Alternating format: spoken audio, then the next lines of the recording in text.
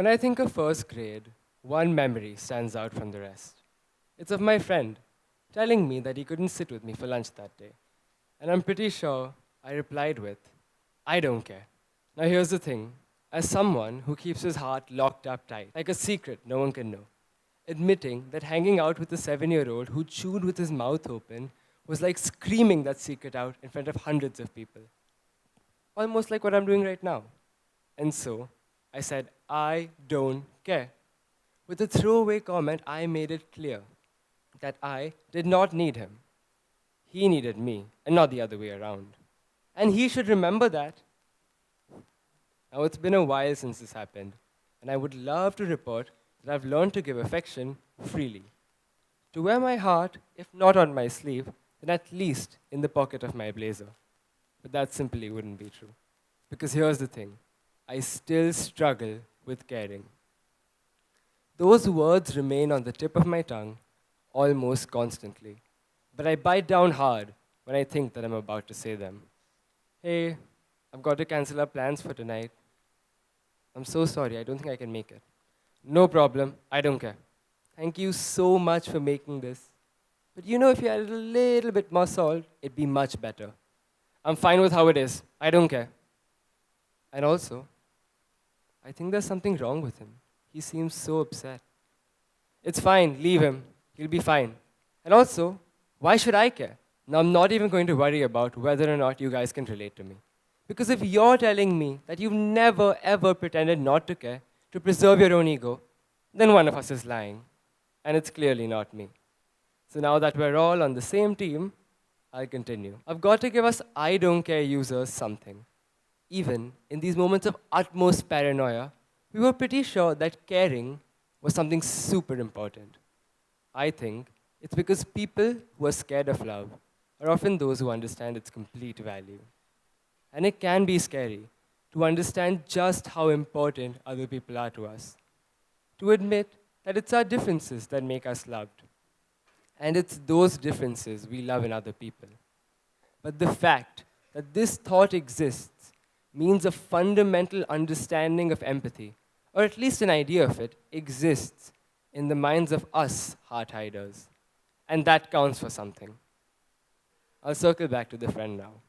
The next day was much of the same. We had lunch together, but I can still remember just how nervous I was, hoping that nothing would have changed. And nothing did. But I think people like us have always been obsessed with what-ifs. It's the same reason why I can't stop watching reels. But in this case, it's kind of like reels of the worst possible reactions that people can have to me doing literally anything. So believe me, it's not as fun. What if he didn't care about me nearly as much as I cared about him? What if he was kind of disgusted that I was so desperate to hang out with him when he just saw me as a filler between his real friends? What if he thought I was needy? I was a little stupid. So I'll speak in a language that I would have understood back then. The language of what-ifs. What if my pretend indifference hurt him and ruined our friendship? What if I hurt him in a way that made him less trusting of others? What if our friendship faded without me ever telling him that I saw him as a brother? And yes, this is extremely dramatic. One's mindset isn't changed by a single incident. But rather than trying to explain the multiple events that created a person like me, altogether afraid of caring, I think this example works just fine. But I'll say this. The ghosts of friendships that I could have had haunt me to this day. So many people lost because I was simply too afraid to care, and even more scared to show it. It felt easier at the time. To be honest, it still does. But being in a boarding school, it changes a few things. Because the people you see literally every single day slowly begin to know you inside and out. So miscommunication is a little bit less these days. They know I care, even when I can't say it. But I've made it a point to start thinking about others more. To put it frankly, I've started caring more.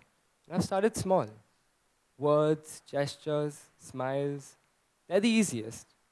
And eventually, I thought I'd need to go big, at least in the things we do for others department. But in my experience, that's not proved to be true. I've found that it's easy enough to care for people and to show that you care in these small ways.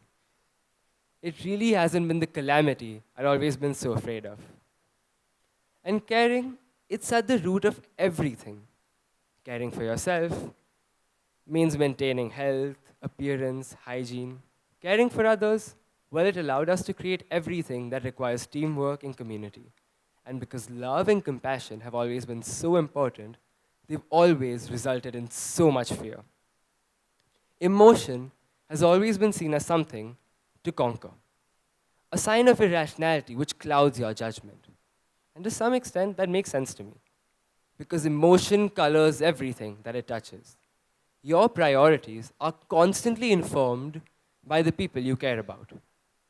For example, I'll take the trolley problem. I'm sure you've heard of it. Let's imagine that you're controlling a train that's going to crash into 5 unsuspecting people. Now you can switch paths to another one where only one person stands. It's obvious to kill the least amount of people until they're your parents. And to me, that makes complete sense.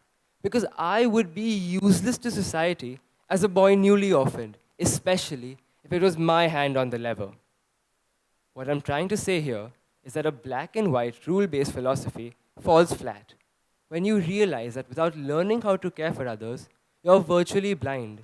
And also not caring is a really stupid form of self-defense when you realize just how restrictive it is. Because I'm going to let you in on a secret. It doesn't actually stop you from caring. It just makes you unable to express yourself and unable to understand people better. And I'm properly upset that we're slowly devolving as a society. Too afraid to give love, too afraid to care more, too afraid to make connections worth happening. But here's the thing. People, they surprise you. I came here at Scindia so sure that I wouldn't have a single friend. Not a single person would understand me. Now I'll move past this quickly because it sounds suspiciously like my own ego. But man, has this place surprised me. It's taught me that it's not superficial similarities that make a friendship, but it's a willingness to care for one another deeply. And it's a lesson I learn again and again every single day that I'm here. And I'm grounded in the love and support of my family and my friends. I'm grounded in the support of my school. And I couldn't have done it without them. It's their love which in some way allows me to exist. I think a part of me is still forming. It's fed by the relationships I have.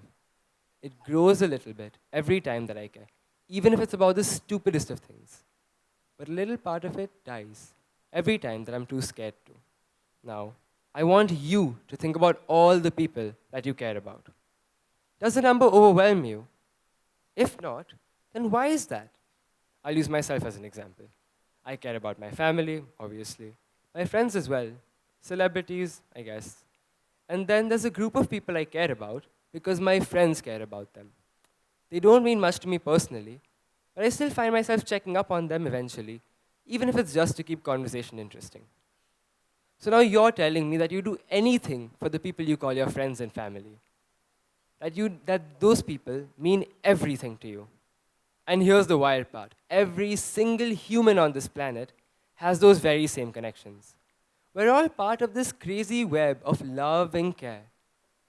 And that every single second, a constant flood of emotions is being felt all across the world. And splat! A bomb falls and there's silence. Now the real question is, how isn't your heart in your mouth? How are you completely unaffected? Every person alive, an individual with a heart, with love, with a home, with family, with care, ambition, secret pleasures, gone. All gone. Rape produces second-page newspaper fillers, forests burning just far away enough for you to not smell the smoke, coverage from Gaza, live-streamed on Instagram. Every number, a life. And my blood is hot and my heart is beating madly. You're telling me that I'm studying the massacre at Jallianwala Bagh 11 o'clock Monday morning during history. And I'm supposed to be okay with it by the time the period ends. You're telling me I'll find out that colonialism permeates every fiber of this country. And I'm supposed to remain calm. You're telling me that people will blame rape victims for the way they dress, what time they choose to leave the house. You're telling me that you know enough to love your own family, but that everyone else can just go to hell. Then I would say that not caring is a whole lot more practical. Because the moment I started, nothing was ever the same. It's a funny thing, empathy. It creeps up on you when you least expect it. I cried when Iron Man died during Endgame. But the crazy part is that people begging outside that very cinema solicited no emotion from me. And that got me thinking, why is it that as a person who's trying so hard to be empathetic, why is it that I still am most empathetic to people within my exact demographic?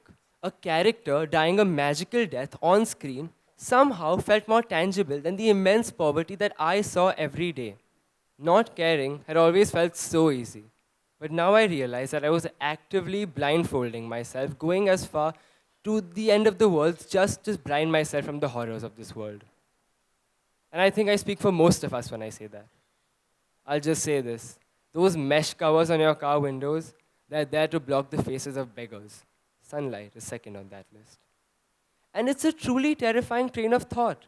Why is it that that one person we all have in our lives, they work a summer term at an NGO, or maybe they're at a research project, and they're suddenly overcome with this newfound sense of anger at the world? And why doesn't this experience happen to all of us organically?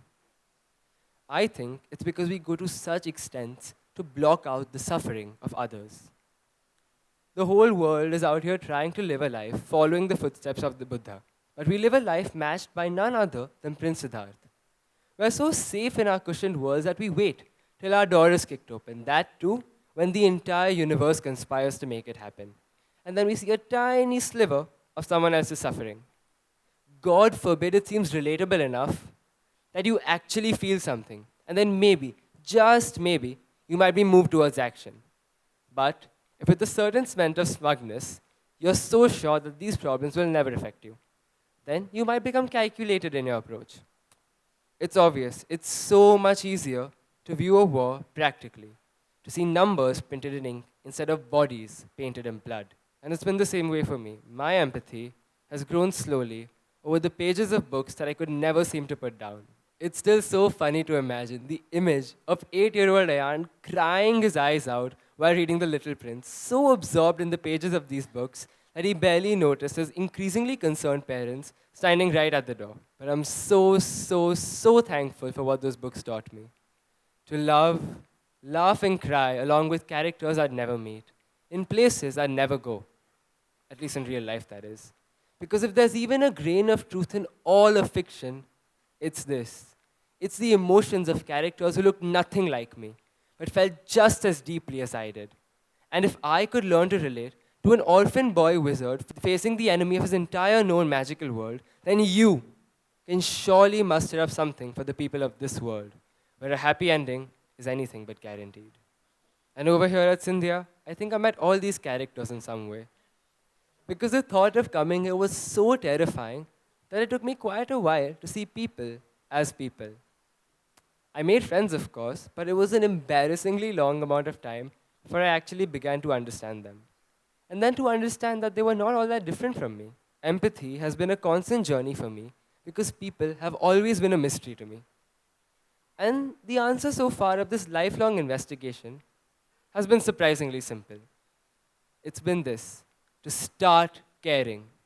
Now, personal journey aside, I think the point of this talk would be to convince you to be kinder. If not for others, then for yourself. And if not for yourself, then for the world. Because if the privilege that has afforded you a seat in one of the finest boarding schools in the country has pushed away a million challenges, then it's left empathy for you to figure out by yourself. It is your responsibility to become richer in relationships and compassion, and expect nothing in return. It's easy to believe that love should come with a price, like a transaction. But look around you. That's not how the world works. Nature, it doesn't exchange anything. It gives and we receive. And that's a beautiful balance of things. Relationships are much of the same. You give not because you expect something in return, but because that's how connection happens. So I guess what I'm asking from you is to take that leap of faith, to care immensely for a world that's going to be superficially unchanged by whatever you do.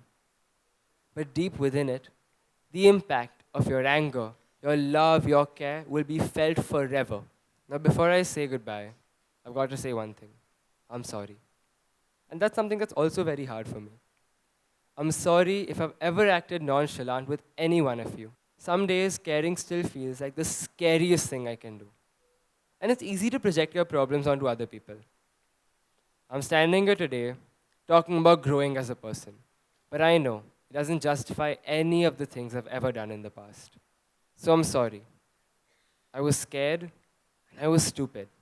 And yes, I do care.